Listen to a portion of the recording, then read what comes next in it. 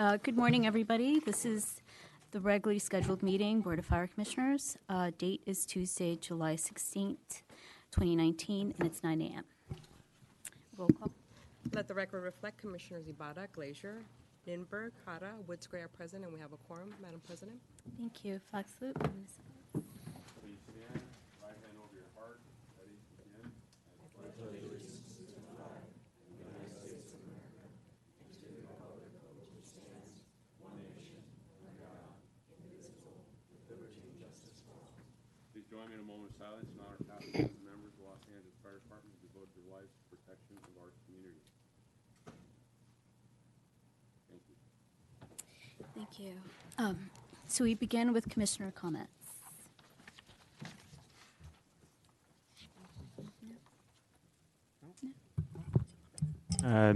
Quick thank yous to Fire Station 62 and 110. I had good ride-outs with both those companies. Good groups out there. 110 was so I got to see a little bit about the Fireboat 5 and learned something about the harbor. So that was an interesting one. Thanks. So two reports of the fire chief.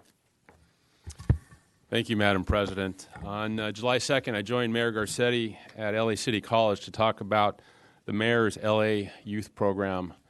We don't have anything involved directly with that, but in this year's budget, we do have funding to begin hiring a few of our cadets.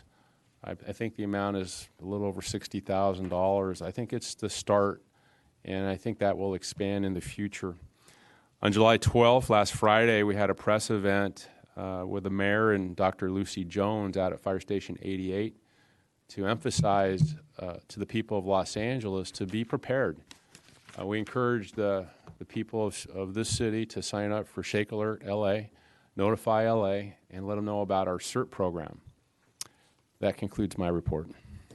Thank you. 2B is verbal report by the department on significant incidents from July 2nd through July 15th. Good morning, Madam President, Commissioners, Chief Terrazas, Council. Morning. Alfred Poyer, Chief Deputy Emergency Operations, with your verbal report for the dates you mentioned, July 2nd through July 15th, 2019. We had a total of 19,651 emergency dispatches during that period for an average of 1,403 a day. That is a slight increase. We had an uptick. We transported 8,280 patients to local emergency rooms for an average of about 591 a day, which is right about our normal average for the weeks preceding as well. On July 3rd at about 6 o'clock p.m., resources from Valley Bureau responded to a call for assistance at 5055 North Louise Avenue in Encino for what turned out to be an urban search and rescue incident. A construction worker had fallen into a trench and been trapped by dirt that collapsed on him, approximately 15 feet deep. Members of USAR Task Force 88, one of our 6 USAR task forces, responded, and after putting protective measures into place, they made entry, and unfortunately the member succumbed to his injuries. I wanted to point out that we have 6 full-time 24-hour urban search and rescue task forces with specially trained personnel on duty at all times for these types of incidents. We have the 1 in 88s in Sherman Oaks, 89s in North Hollywood, 27s in Hollywood, 3s, Task Force 3 in downtown Los Angeles, Task Force 5 in Westchester, and Task Force 85 in Harbor City. They're on duty 24 hours a day, 365 days a year, providing for trench rescues and structural collapses and other types of things. And I want to point that out because we had a couple of earthquakes over the past couple of weeks you may have heard about out in Ridgecrest. The second of those, what turned out to be a foreshock is what they call it, a 6 point something on they don't call it the Richter scale anymore. They have a different terminology for it. But the second event was a large event, and they requested resources from throughout the region to help with urban search and rescue. We sent a regional component of 8 members with 2 people on an urban search and rescue 88 vehicle, 4 people on a tender with shoring material and lumber, and it's called a tender, a USAR tender, and then a battalion command team out to the Ridgecrest and Trona area to assist Riverside County and Kern County in those endeavors. And there was resources from Orange County and from Riverside County, Kern County, Los Angeles County, and LA City that assisted during that event. And they were out there for a couple of days providing state master mutual aid. The system worked exactly as it should, and our people should be commended for a job well done. If you have any other questions, I'll answer them. Otherwise, that's the end of my report. Thank you. Thank you so much. We do have one public comment, and that's Dr. Tom Williams from Getting CCSC. it now. No? Okay, thank you. So moving on to then 2B, which is significant medical incidents from the medical director. I'm sorry, 2C. It's a report by the medical director from medical emergencies for the same time period. Good morning, everyone. Dr. Mark Eckstein, Medical Director, EMS Bureau Commander. Significant EMS incidents since our last meeting. You've heard me talk pretty much on a biweekly basis here about the chain of survival. I have three saves to share with you. First one was on July 13th. Engine Rescue 35 responded to a 58-year-old female reported collapse. Again, using each link in the chain of survival, which we've worked very diligently to maximize in terms of its strength. The call taker at MFC did an outstanding job in minimizing call processing time, getting the call dispatched in a little over a minute. He provided dispatcher-assisted CPR instructions, which is chest compression only. And the members of Engine Rescue 35 did an outstanding job in providing both basic and advanced life support to achieve return to spontaneous circulation. The patient was then transported to the nearest STEMI receiving center, Hollywood Presbyterian, and is expected to recover. We had another outstanding save on the same day, July 13th. Engine Rescue 46 responded to a 44-year-old gentleman, reported seizure activity, and one of the basic premises that we've underscored and emphasized with the creation of our tiered dispatch system is that many cardiac arrests present as seizure-like activity. This was dispatched as an immediate dispatch active seizure, and then following the TDS script, the call taker correctly identified the patient had ineffective breathing and directed the caller to provide chest compression only bystander CPR. And again, the outstanding efforts of Engine Rescue 46 not only achieved return to spontaneous circulation on this 44-year-old gentleman, he also began to breathe on his own and was starting to wake up upon arrival at the STEMI Center, Good Samaritan Hospital. So that was an outstanding save. And finally, another notable save was on the July 15th in the San Fernando Valley, Engine Rescue 7, on a 58-year-old gentleman, also witnessed collapse by his spouse. And bystander CPR, as per instructions of our call taker at MFC, very, very brief rapid call processing time. The combined efforts of Engine Rescue 7, again, resulted in a return to spontaneous circulation. Acute MI was diagnosed with a 12-lead EKG in the field, and again, the patient was transported to the nearest SRC. These are just three examples of outstanding saves due to very strong links in each aspect of the chain of survival that we're constantly identifying and analyzing to strengthen each part of the city. We're working to identify where we have the lowest rates of bystander CPR so we could work with our community risk reduction and other stakeholders external to the department to direct community efforts to improve bystander CPR. And also we're constantly refining our tier dispatch system to further reduce call processing time and improve dispatch-assisted CPR. Also like to mention how incredibly well our dispatchers are performing at MFC using TDS. In the previous system, going back around 2012, we reported data that our call takers at that time were only identifying 1 out of every 3 cardiac arrests, which sounds counterintuitive, but most of these patients have agonal breathing or seizure-like activity, which to a bystander, it's difficult to discern that they indeed are pulseless and usually a VFib or shockable rhythm. We review 100% of our workable arrests, not just from the field side, but from the dispatch side, reviewing the audios and dispatcher compliance with feedback loop. And I'm very pleased to say that our compliance with our call takers recognizing workable cardiac arrests have been consistently above 95%, which is truly remarkable and is resulting in many lives saved. In a future report, I'll be presenting our actual cardiac arrest survival rates. We're just finalizing that data collection now, but the improvement in survival rates from previous reported data is truly remarkable. And that concludes my report. Thank you. Thank you. And we don't have any presentations today, I think. So moving on to the consent agenda items, 4A is going to be continued, correct? Okay, yes. So, and does anybody want to call any of the consent agenda items special? I'm thinking, Ms. Woods Gray, did you want to hear 4B? Did I write that deep? Okay, I guess I was trying to remember if a while back did I make a request for a think change, it was but I after- couldn't. I've been so I busy. heard you made it after it was finalized.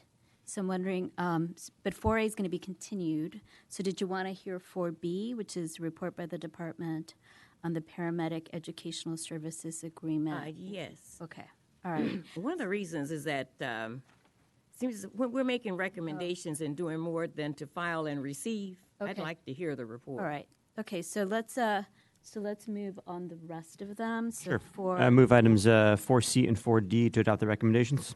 Second. all in favor? Aye. So then, and 4A is going to be continued. And then, so let's hear 4B, which is the report by the BFC 19069, the report by the department on the paramedic educational services agreement with the regents of the UC Regents, UCLA Center for Pre-Hospital Care.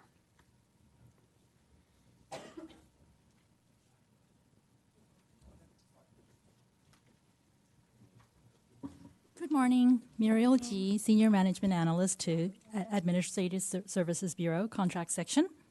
Good morning. Dr. Mark Eckstein, Medical Director and EMS Bureau Commander. Good morning. Damian Pacheco, Senior Management Analyst 1, EMS Bureau. Great, thank you. This is a contract agreement that we've had with UCLA for paramedic training for our sworn members, and this is a continuation of this program. All right. We wanted to speak to B. Yeah, so Ms. Woods Gray, did you have questions about that? No, I just wanted to hear the presentation Okay. as to what it really is and what we're doing. And I hear that it's a renewal, so we've been doing this. And I think I've met some of the people from UCLA who are working with this particular program. Yeah, I can, Commissioner, I can give you, I'm happy to give a brief overview. So we've had a outstanding partnership with UCLA for about 10 years, as tough as that is as a Trojan to say. There are three paramedic schools in the county, and we felt that UCLA Paramedic School actually provided the highest level of educational training for our members. They have a dedicated staff of instructors. They have trained administrators and medical direction, and we felt the other schools did not have that consistency or level of expertise. So we switched from Paramedic Training Institute, I believe in 2008, to UCLA Center for Pre-Hospital Studies and the Paramedic School. It's been an outstanding collaboration. I think it's the proverbial example of a get what you pay for. So the tuition, which runs a little over $11,000 per member, is higher than certainly the county program, but I think the results speak for themselves. They produce some outstanding paramedics, and it's been a very successful collaboration. They secure 15 seats per class times 3 classes per year, so we have opportunity to train 45 of our firefighter EMTs per year, which has been instrumental as we've filled the high number of vacancies in the ranks, which is important for not just public safety, but for morale. And we just look forward to continuing that collaboration with UCLA to provide outstanding education for our members, to produce highly trained and highly competent paramedics. And again, they've been able to reserve those 15 seats per 3 classes. We've had a few examples in the past where we had a particularly keen need to train some additional paramedics, and they've been kind enough to open some additional seats. But the report you have in front of you is for the 45 seats per year, and the calculations are based on that tuition, which is a little over $11,000 per member, and it's a full-time training, runs for approximately 7 months. It's again very well received, great feedback, and again we just respectfully seeking your approval to continue this outstanding collaboration and outstanding paramedic training program. And it's a renewal for 1 year? It's a 5-year renewal. 5 year, okay. $2.5 million for 5 years is the cost. It sounds good. I mean, it's a program we need more. We have always needed more paramedics, and so this will help us to function better if we can train more. So I support the idea. Quick question: are our classes full? Yes. Yes. There's been a combined effort from the fire chief on down through the chain of command to have our particularly younger members go to paramedic school, and those recruiting efforts have been successful. So we've been able to fill all the seats. That's correct. Pretty consistently for the last year, and into the future. Yes. Okay. And have all the people who wanted to apply been able to be accepted? There's a pretest. It looks at basic reading comprehension and math competency that the member needs to pass because the predictive analytics show that if they don't have that level of reading and math comprehension, they're unlikely to be successful in completing paramedic school. And there's also coursework and instruction to help members who struggle with that aspect. And our success rate once they enter the paramedics training program is over 90%. And if a member has a problem, they fail a block exam, or for personal reasons they can't continue, we make every effort to accommodate them in a subsequent class downstream. Would there be a reason to expand the contract to have more slots? So I think what's happened in the past is UCLA has been very amenable to accommodate us in that regard, but it's sometimes difficult to fill all the seats. It seems that particularly in the summertime, people don't want to commit to being away from their families, and it's a very intense training program to get through paramedic school. It's a tremendous amount of information to master in a very brief, relatively compressed period of time. So I think at this point, our metrics looking at the number of firefighters who were able to recruit to paramedic school and our vacancy rate, I think at 15 per class times 3 classes per year is correct. I think if the metrics were to change with unanticipated number of vacancies, with retirements or people relinquishing their paramedic license, I think we could reevaluate that. But our predictions based on the vacancies and needs in the field and carefully looking at metrics in terms of augmenting number of ALS assessment engines or paramedic resources, I think we're on a good path right now. I would respectfully recommend leaving the status quo in terms of number of seats. Understood. Yeah. Recognize it's not in this item right now. I would be interested in maybe, 60 days. Let's just have a look at that on the refill rate of the vacancy refill rate on paramedics and see how we're doing there in 60 days. Certainly. And then the other thing to keep in mind that we task our paramedic preceptors in the field to assist our members when they do their internships in the field. Yeah. So it's an extra burden on that paramedic team who are certified. So they take extra training to be certified as paramedic preceptors, and they have to really mentor our paramedic interns when they finish their didactics and so forth. But we certainly have to loop back around and revisit that. But the metrics we have right now is great. And I think the other thing that we're sensitive to, we'd hate to have UCLA hold seats open because there are other students. I'm not suggesting change it. If we can't fill them, we wouldn't be operating in good faith. I'm not suggesting change it now. I'm saying, but let's to the point that you made of right now we have a balance. I'm curious, maybe in 60 days, just to see where we are on that balance. Of course. Thanks. If I could add, every Monday we get a report on our paramedic vacancies, and we look at those numbers and compare it to the assigned hires for the preceding weekend. And we're very knowledgeable about when we have too many vacancies, we have an increase in assigned hires. So one tool we have at our disposal is to increase the number of students to paramedic school. We haven't had to go there yet, but it definitely is a consideration. Great. I look forward to a discussion on an appropriately agendized item. Great. Counselor. Thank you. Agree to move to Thank you. Adopt the recommendation for item 4B. Thank you. Second. All in favor? Aye. So first regular agenda item is report by the department on the behavioral health program report of the EMS mental health first responder training program. Let's see. That's not this one. Good morning, Commissioners. Good morning. My name is Dr. Crystal Madrid, fire psychologist. As requested by the Board of Fire Commissioners on January 15th, the Behavioral Health Program is submitting this report on the status of providing the first responder training program.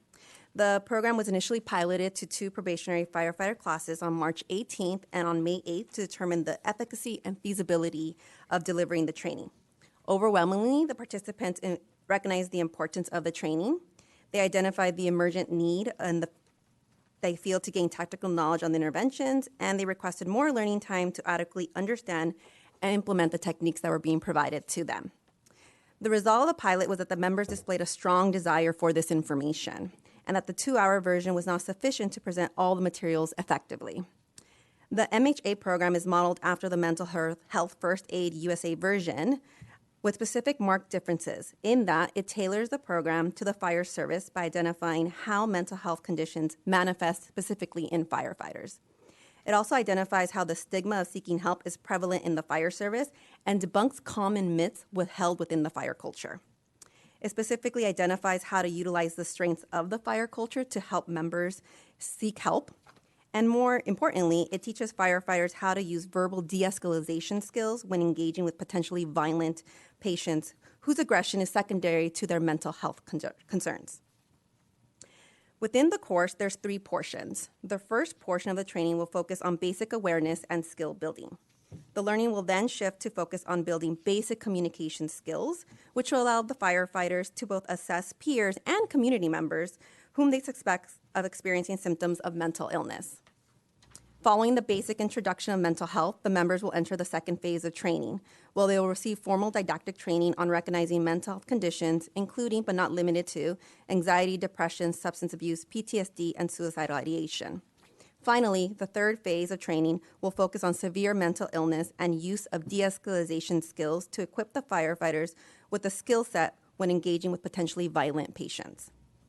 The proposed mental health awareness training is intended to both broaden the knowledge base that currently exists regarding mental health conditions, while simultaneously providing concrete skills to assess and handle mental health concerns. This concludes my report.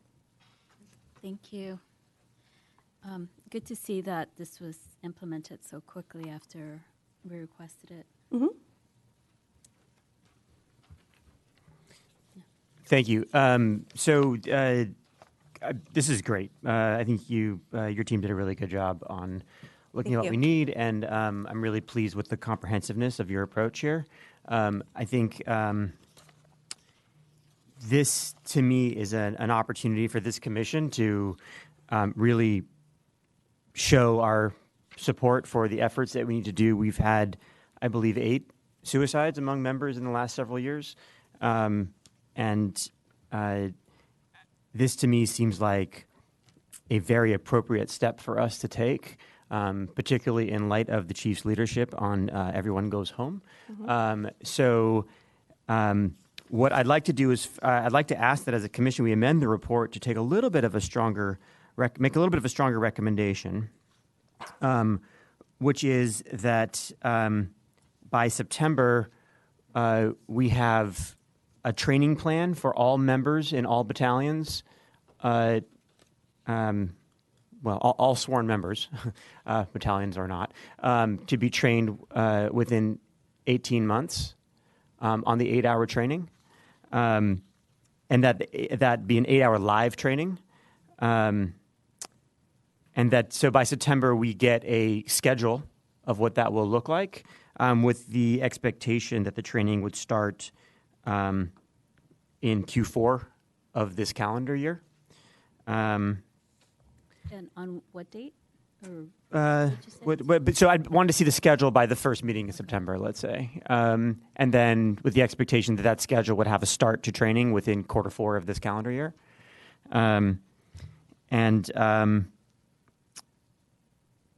also interested in, this is for all sworn members, as far as the drill tower goes, tell me a little bit more about your experience in delivering this in the tower, and does the 8-hour recommendation apply there as well? It does, because what we have found with probationary firefighters is that there's a different level of need that they are experiencing. In particular, what we would want to gear towards them would be to focus on psychological resilience, not only for the job that they're undertaking, but this new fire culture that they are being awarded into. Specifically, we really want to focus on stress inoculation and how to manage that within the tower, as well as take those skills needed, and then we would build upon that within the mental health awareness program. Additionally, we want to provide some brief experiences on how to tackle anxiety and depression and suicidal ideation, so they have practical skills to utilize in the moment. Often what we find is that they, rightfully so, are so inundated with so much information and so much time is being impacted by the training that they may not have the ability to seek out the help that they need in the moment. So let's give them the skills so that they have it. They have something in their toolbox to utilize. So they present a different area that we need to really focus on. So what I think I hear you saying is that there's a need for an adapted version Yes. of this curriculum, specifically for the tower. Right. Does that exist yet at this point? At this point, we do meet with the probationary firefighters, but there is no particular program adapted for Okay, so I would love to see your team continue your work on this, specifically for our probationary firefighters. So I'd like to add an additional recommendation here that by prior to the start of the next drill tower class, which I believe is November, that you have an adapted curriculum that is developed for our drill tower, and that further the recommendation is that we have 8 hours set aside for this training for all drill towers starting with our next full class, which begins in November. Would that be implemented as an 8 hour straight, or how would you recommend that, based on your experience, how would you recommend that be implemented? Well, with regards to the actual implementation, that kind of goes beyond where I can speak to, but with regards to the information, it should be presented within 4 blocks of time. 4 blocks, so 4 2-hour blocks? It could either be 4 2-hour blocks or 2 4-hour Two blocks. 4-hour blocks. Okay. I think given my experience with, it's up to you. I think from an adult learning standpoint, I think if you're in a 2-hour block, it's a half an hour to sit down and a half an hour of a zipper symphony at the end while everybody's getting ready to leave. Right. To quote my high school physics teacher. I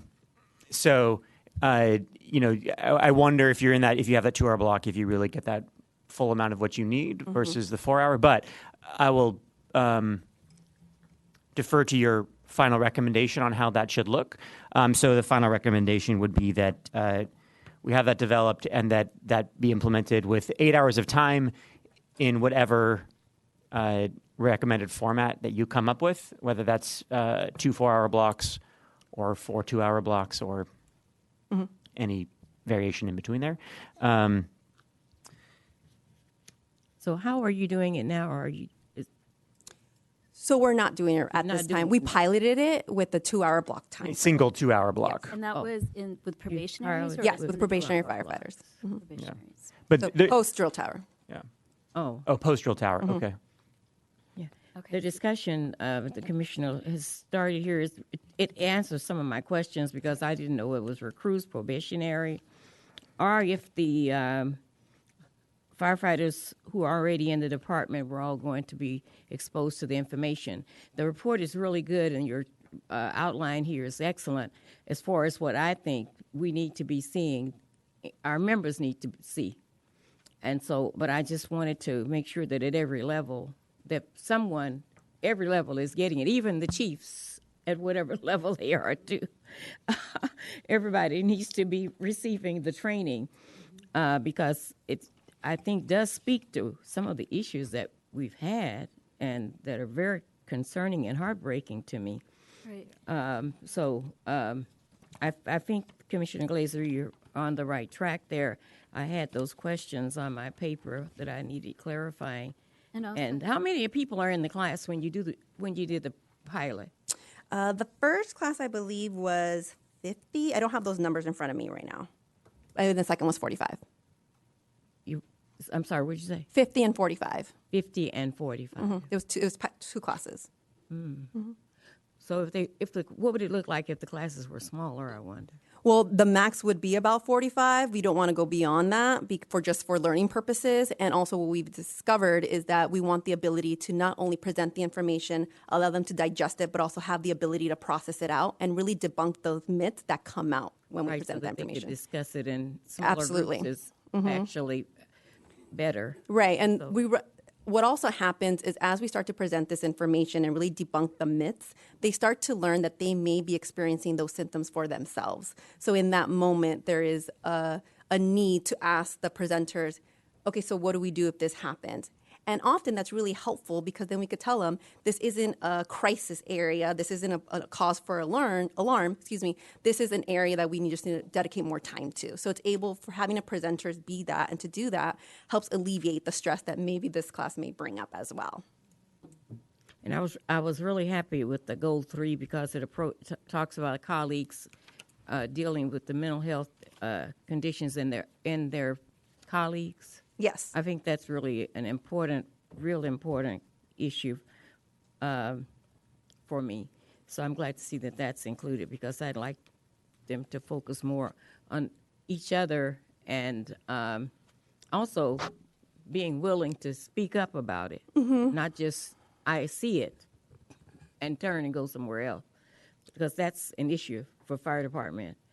Not the department itself, but for members of the fire department. They don't like to speak up about things that are happening within their ranks. They kind of like just take it in or go somewhere else. Right, and with the ability of having every member go through this training, it now provides a basic foundation that everyone has, and we could really capitalize on the fact that firefighters do sit around the kitchen table and talk. Now we're just giving them the avenue of how to talk about mental health concerns that may arise, or them being aware of if my partner is going through a divorce, that's something I need to be aware of. Just things to be aware of with regards to that. I think it's great. Thank you. As someone involved in medical education for the past 4 decades, I was very impressed with the curriculum and the fact that you did have a unit addressing, self-care and recognizing issues in oneself and also identifying issues in colleagues as well.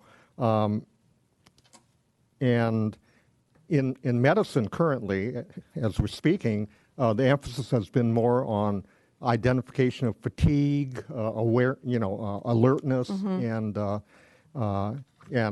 whether a person's getting adequate sleep. Right.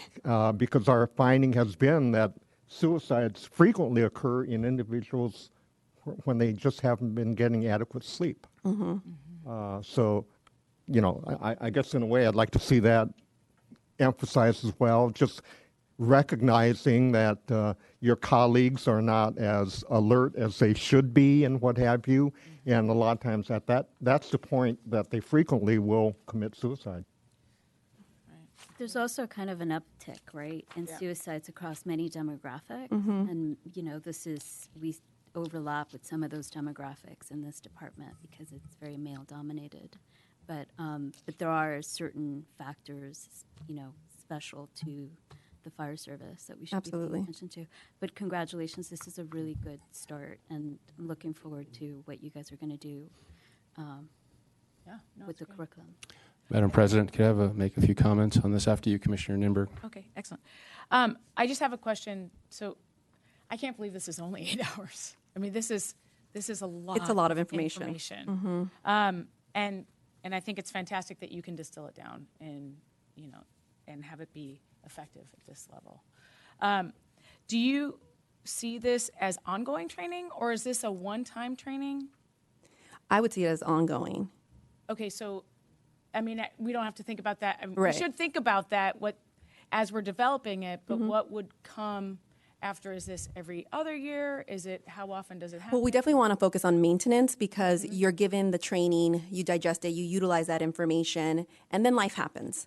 And you go on, and then you forget. So it would require maintenance of the skills. It would be at that level. I'm just thinking out loud right now. It probably wouldn't be at that intensity. We just need to refocus on the main points.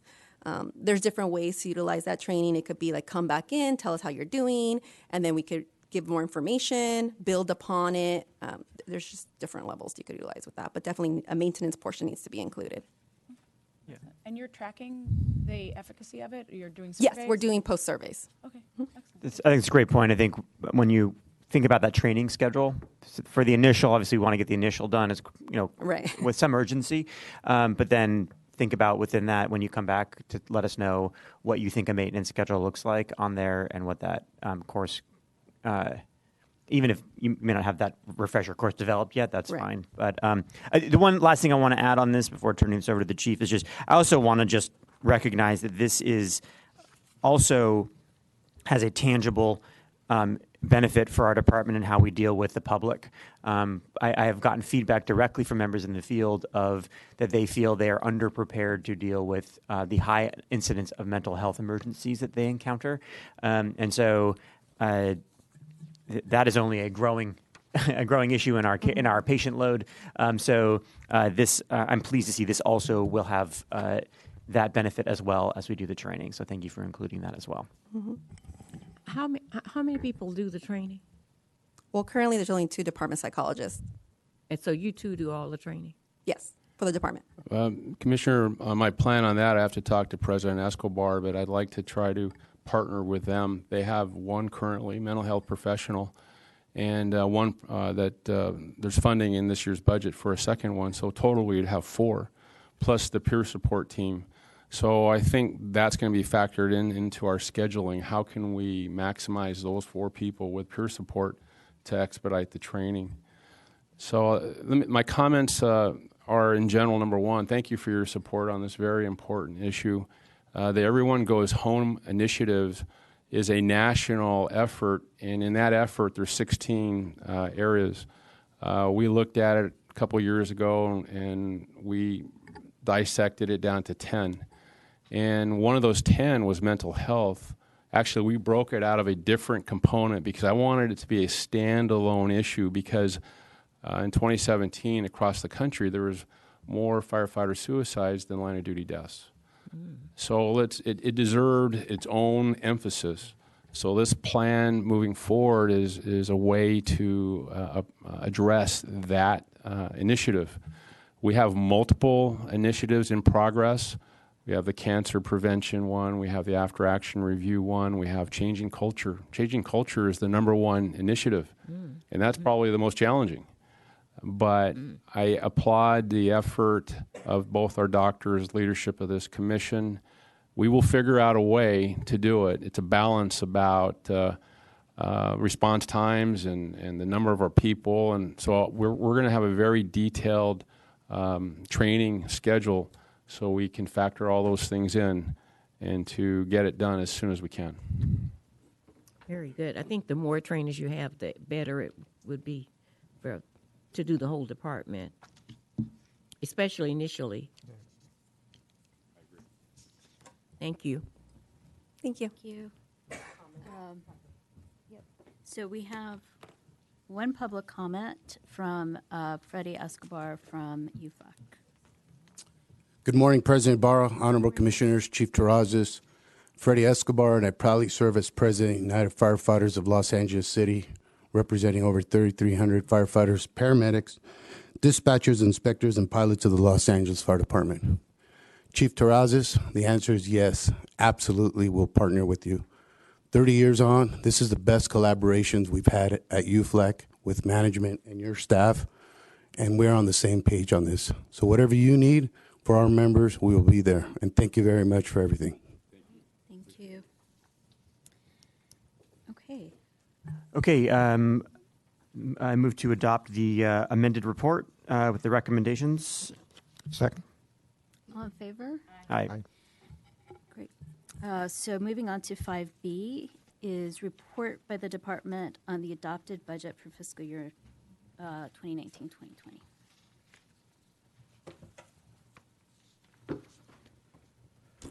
Good morning. Good morning. I'm Mark Davis, Chief Management Analyst for the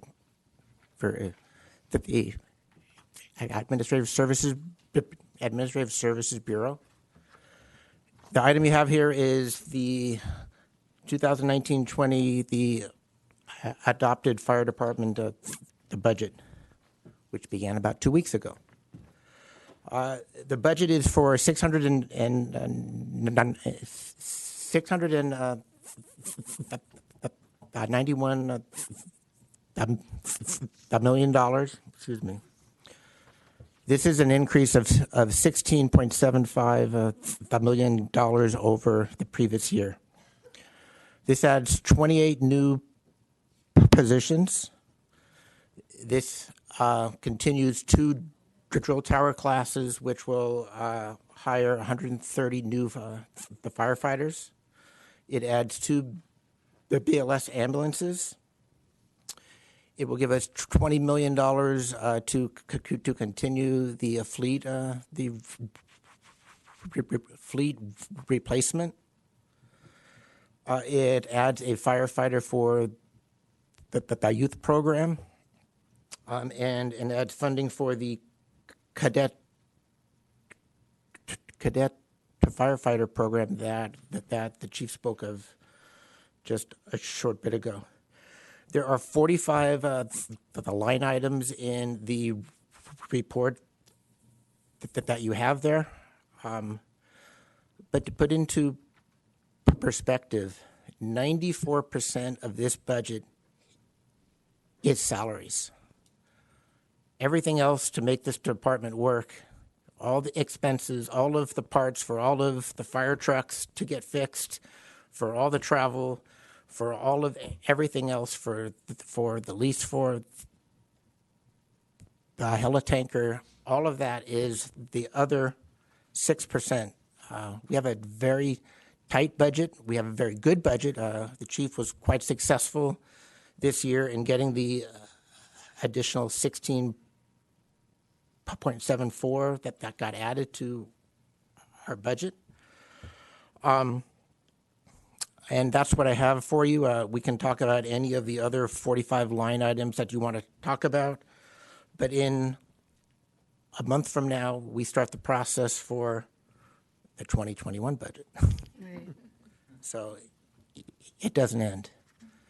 And we just completed the budget for the 19 fiscal year, and we did not have a deficit. We were able to break down the hole that we had earlier in the fiscal year. That's my report. I'm open for any questions. Very good. How does this differ from the last proposal that we saw? Is it was that pretty much final? Let me start off by saying that this budget is a collaboration with the department and UFLAC and Chief Officers Association and Commission, City Council, Mayor Garcetti. There's many steps to the development of the budget. We start off with our initial proposal, and then usually we don't get everything we ask for. And then through every step of the budget process, we lobby for the things to be put back in. And when we went to the budget hearings in front of Budget and Finance Committee and City Council, we asked for 13 items to be added back. And the department with UFLAC and COA spoke with a united voice, and we were able to get 12 out of those 13 items. The one item we didn't get, we're working on. It's a Port of LA funding issue, and the MOU is basically a contract, so we're working to figure that out. So to answer your question, the end result is very close to what we initially proposed, and it couldn't have been done unless we had collaborated with all those entities, and we're very proud of this. It's a record-setting budget, and we're restoring resources. Light Force 38 is coming back on Sunday.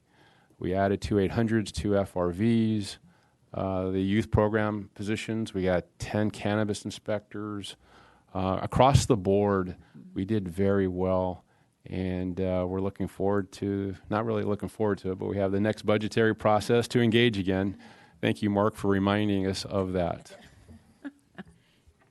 Madam President, Yep. to the President, to the Chief, I heard your name constituency groups that you're collaborating with. But I didn't hear the Women in Fire Service. Are they involved? Because I remember there was some requests from them for something. Well, we had a group of people that met, and we had a request.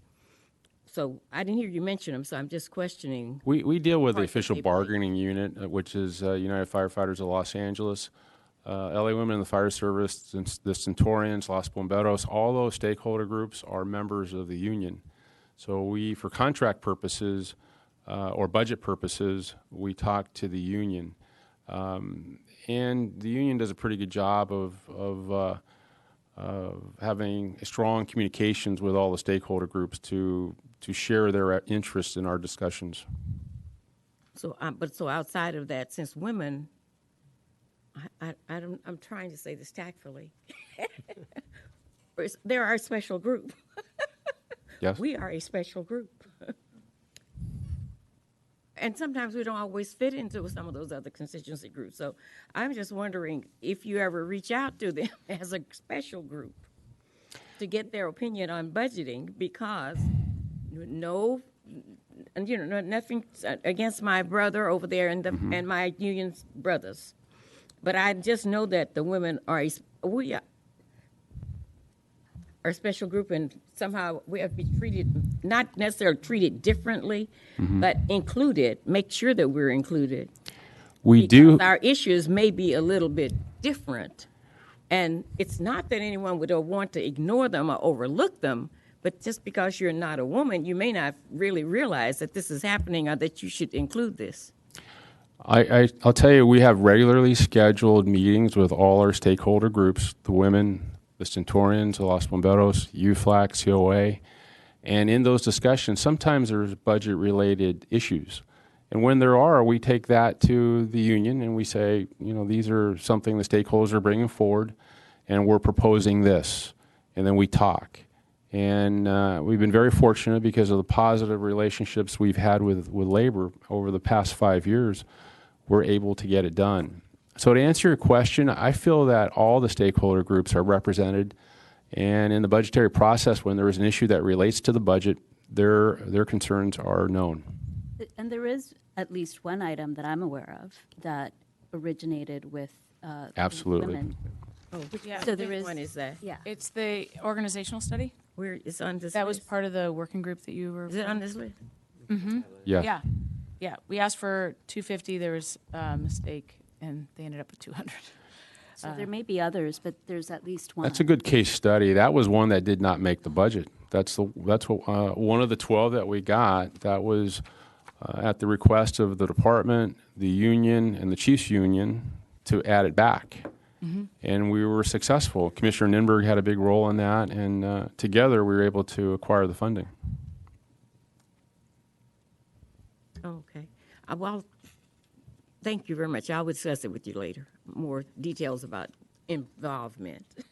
And I'll speak to the president of UFLAG for more information. Yes, but I understand your concern too, And well, when I heard, I realized that bargaining is between special groups by law.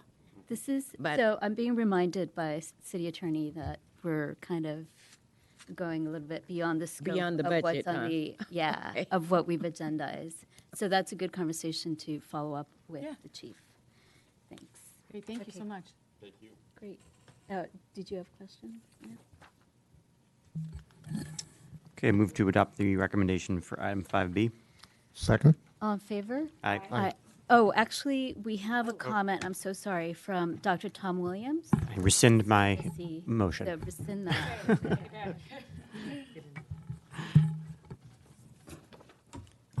We get used to it. We're the public. A special group, Citizens Coalition for a Safe Community. There's 2 items in your budget. Brush clearance, brush prevention. I have 11 acres of now about 6 foot high dead grass and tumbleweeds. And I live at the top of a ridge of over 300 foot elevation. So we have quite a bit of concern because it's now almost the end of July and it's not been cleared at all. And this is Brush Fire Awareness Month. What are you doing? Brush clearance. We're going to submit a list of properties next month of major important fire risks to Northeast LA and at least one canyon in the Malibu Hills. So we're kind of interested in how this would affect the budget. You need to get the brush cleared by at least June the 1st. And if they don't do it, you have contractors, 2 weeks. Hey, get more contractors, get more people, get more money from the owners of the properties that are putting us at risk. We're quite concerned about that. There's also a matter that this weekend we're going to have a little meeting over in Marina del Rey as to what happens when you have an oil well blowout or spill or fire, because we have them right next door to residential units. So we're quite concerned about the coordination between the Commission and the Office of Oil and Gas Administration in the Department of Public Works. Thank you. Thank you so much. And we have one more from Freddie Escobar from UFUC.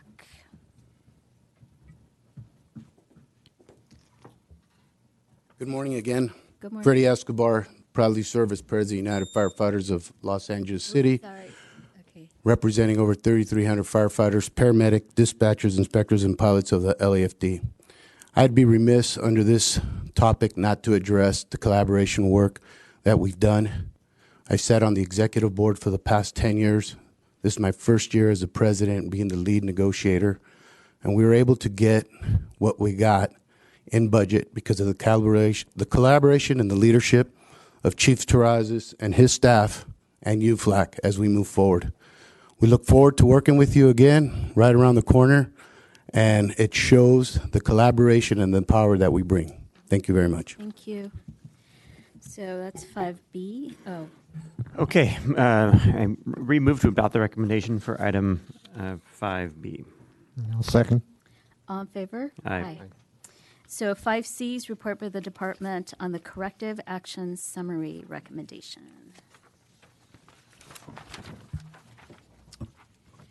Good morning. Good morning. President Ybarra, Commissioners, Chief Terrazas, City Attorney Visalia, Stephen Gutierrez, Assistant Chief, Professional Standards Division. In front of you is Board of Fire Commissioners file number 19-084, which is Department's corrective action summary.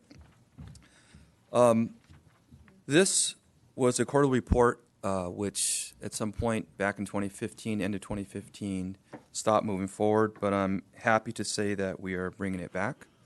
We've met, and I'm proud to say we've met with United Firefighters Los Angeles and talked about this moving forward and bringing it back on a quarterly basis. I truly believe that this report that will go out quarterly to the field is a very positive tool to be utilized by supervisors and their commands to really look at and highlight areas that members make mistakes on, and more importantly, look at the consequences. So it's a positive training tool. The report is broken down in 3 areas, 2 of which are the offensive areas, which includes reprimands, and the last part is the education-based discipline. I'd like to take a moment to talk about that just for a minute. Within that, you see 2 nondescript cases. There was actually a total of 4, 2 of which didn't make within this reporting period because the members completed their education before it became ripe. So this is really one part of the overall education-based philosophy that the department has adopted and moving forward. I truly believe that it's working, and I can honestly say that we are starting to really see in PSD a cultural shift.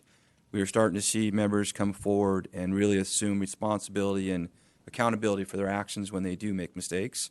I'm happy to report working with UFLAC and in looking at other areas to improve the department's disciplinary processes and moving forward. So that ends my report. I'll take any questions at this time. So I'm glad to see this came back. It came back in a slightly different format than we had it before. We had slightly different details as to like the ranks of the members who were involved. So I'm just curious what other commissioners will say about the format. I'm happy to see it come back too, me too. because I remember that we had it and then it disappeared. I had a question, and I like the president said, I noticed the format is different, but it actually looks better, I think, more readable or something. For instance, in the offenses, Yes. the non-officer, when the person, the previous discipline, they had 3 reprimands. So what's next? Each Is that the last? They had 3 each time they had an offense. They were reprimanded. And it's the DUI. a DUI. Okay. It's the second Second one. one. Not, under offense. Chief Gutierrez, if I may, that may be in different categories, so they don't always are not sequential. If it were in the same category, it would be progressive discipline. So the next time it occurred, it would be a more strict response in terms of discipline and suspensions. Oh, okay. Right, So the 3 the reprimands may not have been for the DUI that I'm looking at. Correct. That's the total package, personnel file. Would it be if it's more than one? Could we probably know what the others were, or to some degree? So you're not thinking that they had 3 reprimands for DUI, because reprimand wouldn't probably work if you've had a DUI twice. And If you look third under one. offense, it does say first offense, and it would be a second offense if they did it a second time. So we do track it that way for DUIs. Right. And if I could take a minute to state that these are all predicated by the adopted disciplinary guidelines, which lays out just about every offense that a member can be involved in. And it's actually broken down by first offense, second offense, and subsequent to that. So each and one of these cases that are identified here actually have gone through the matrix of the disciplinary guidelines and then appropriately adjudicated. And then the outcome is what you see in front of you. Okay. My other question is on when the penalty is 4 working days plus whatever, but the 4 working days is my concern. Do they actually lose pay time for those 4 working days? Or are they able to come on and work overtime in other slots or on other platoons, or somehow make up the 4 days? Or do they actually end up losing 4 days? They lose the 4 days, and those days run consistent, and those are days that they are not at their work assignment.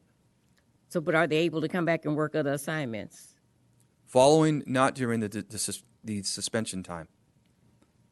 Once the suspension time is served, they're able to come back and work like any other member. Okay. That's good. Thank you. I'm happy to see the report back. Can they take vacation days during those suspensions? No. They're just 4 days. They cannot work. They cannot draw any pay of any kind. Correct.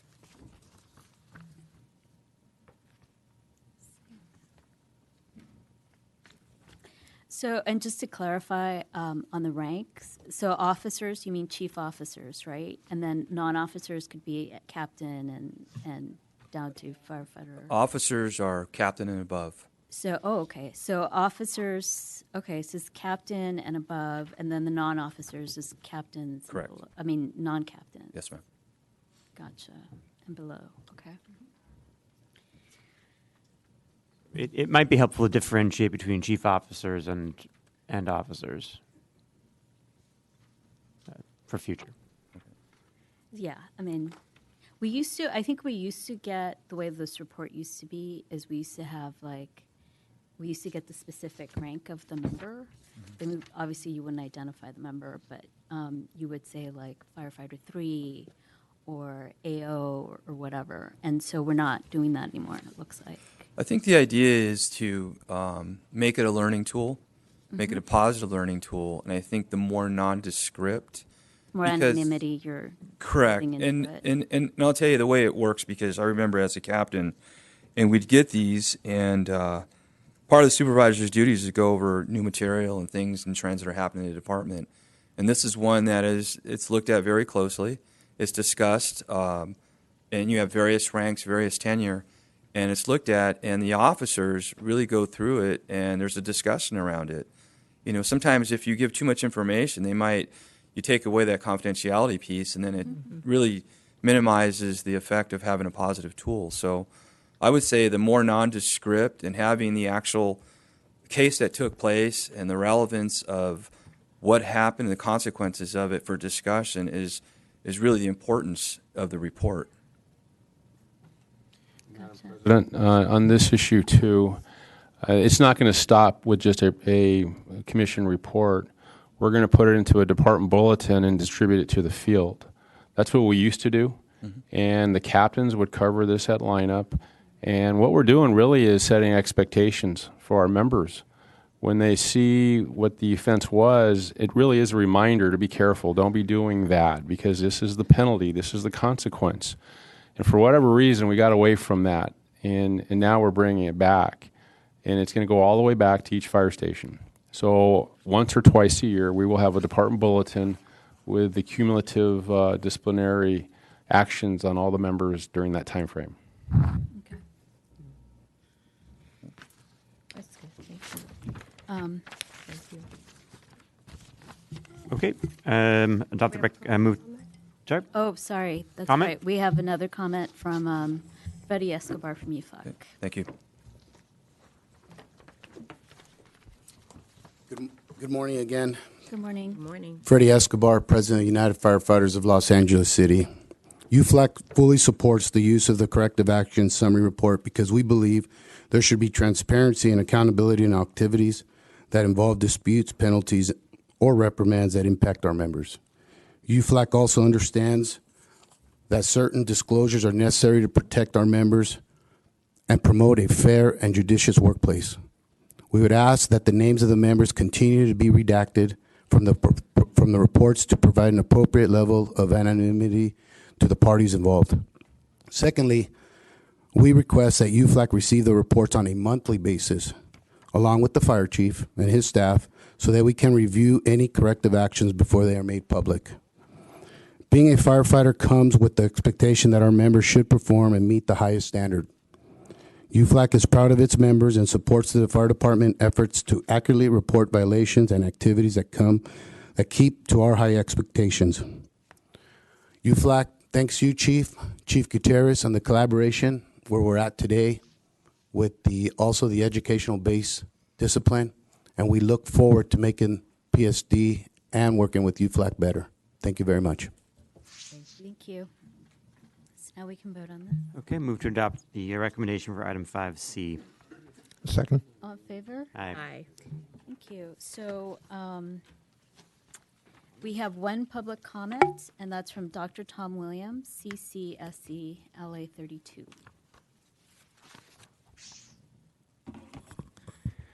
Good morning again. Dr. Tom Williams, Citizens Coalition for a Safe Community. You ever heard the phrase gross negligence? We have situations in the brush clearance in Northeast LA. It's supposed to be not more than 3 inches of flammable, combustible material and 1/3 the height of any bush, up to 18 feet. And then there's supposed to be 6-foot clearance from the canopy for ground staff to move through in order to fight a fire. This is not being enforced in those areas which have been cleared by inspection for complying with the brush clearance requirements. There's no compliance with the 3-inch to 72-inch clearance area.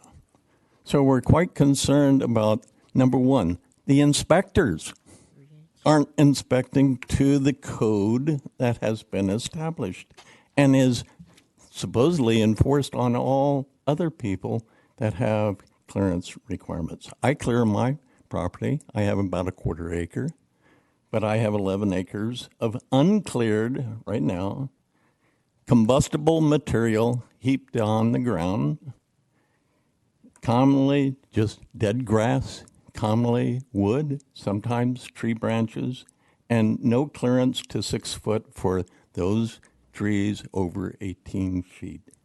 So we're quite concerned because we have a lot of hills and we have a lot of good runs from the road all the way up to structures in Northeast LA.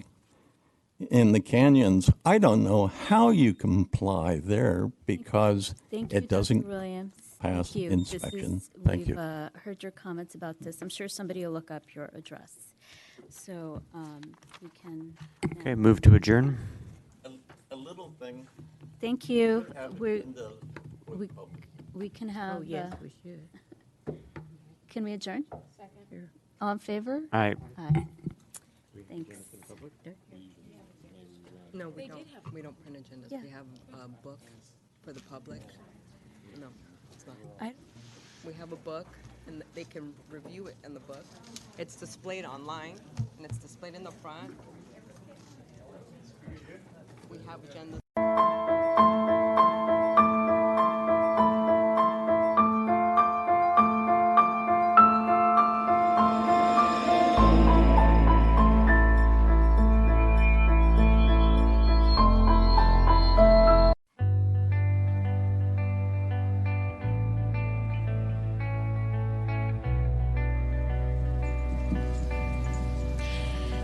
Good morning. I'd like to welcome